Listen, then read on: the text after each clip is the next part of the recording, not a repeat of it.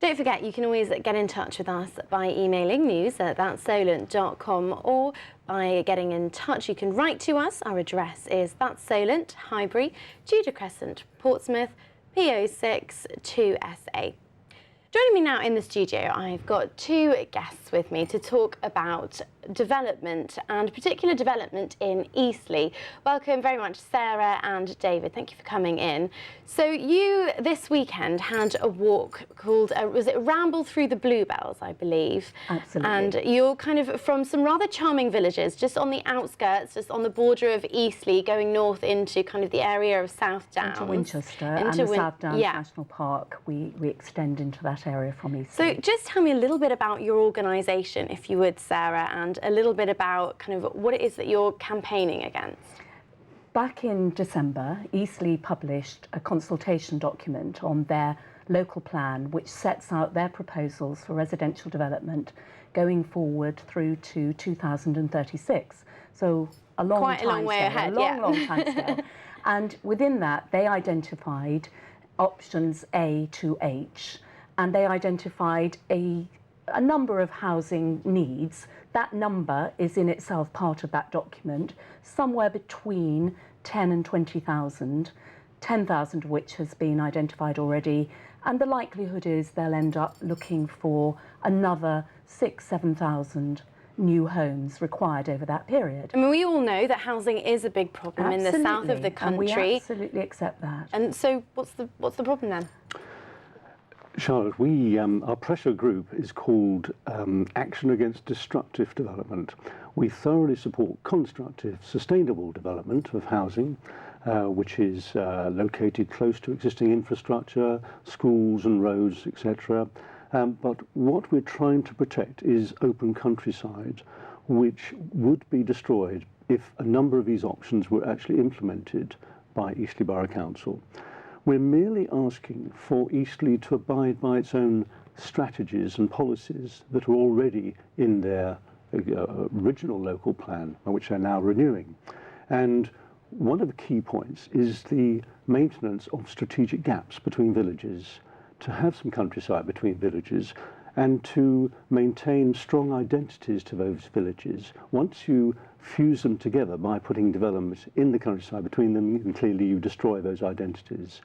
A major road is also proposed, and that's because the particular developments of these particular options, options B and C in their issues document, the housing is far away from existing infrastructure, so they have to put a road in. Would it be useful, a road, to get to from your village? Not at all. A road would be self-serving for just this new housing. It wouldn't actually relieve the congestion that's already in our villages. It would probably increase the congestion. And the route of the road, sadly, hasn't really been considered in depth, and we would say has its own problems. For example, it has to go through a narrow railway bridge where only in the last month a trailer and a lorry got stuck.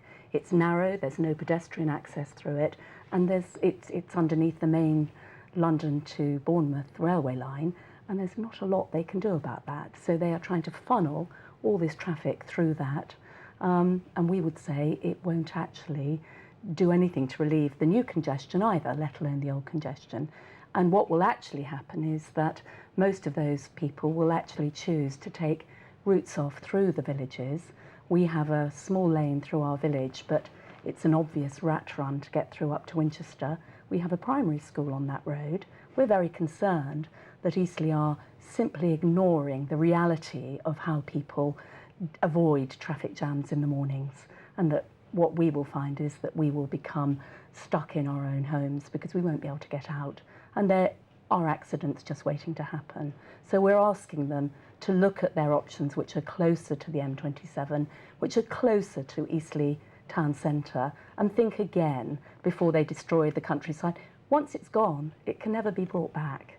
And this is old areas of old oak trees and beautiful countryside, which is an amenity for those people as well. It's not just us.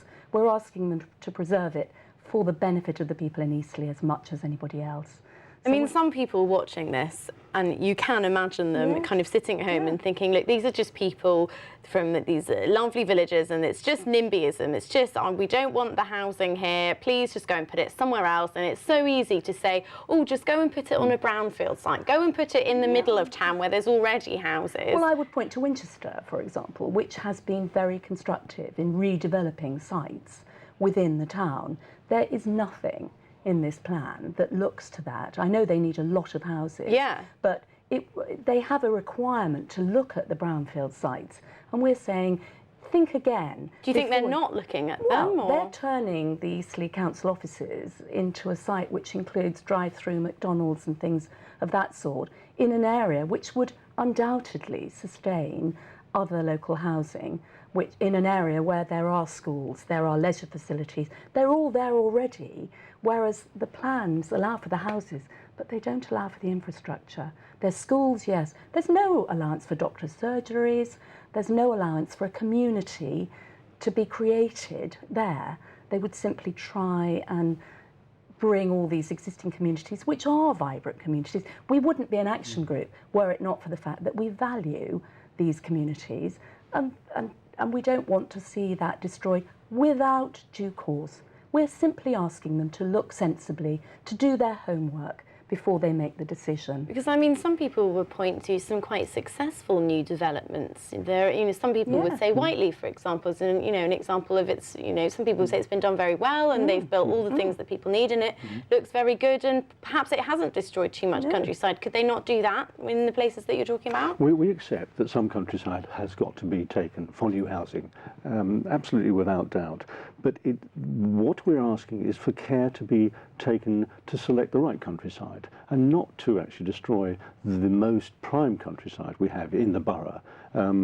Campaign to Protect Rural England has endorsed our concerns about this particular bit of countryside, which is, we think, needlessly being taken up. We have other options. We've proposed to Eastleigh Borough Council. We have an option which we think should be thoroughly investigated.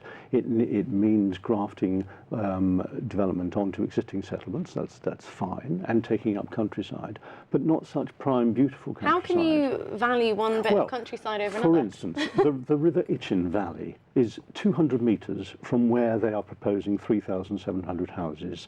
That part of the Itchen Valley has a European designation for wildlife protection, a special area of conservation. It's very, very important. And if they implement housing, as they're suggesting in one of the options, that will destroy or at least impact very heavily on that particular area. David, Sarah, thank you very much for coming in and tell us all about it. We shall see how this unfolds over the next 20 and 30 years. Absolutely. Of course. Thank you. Thank you.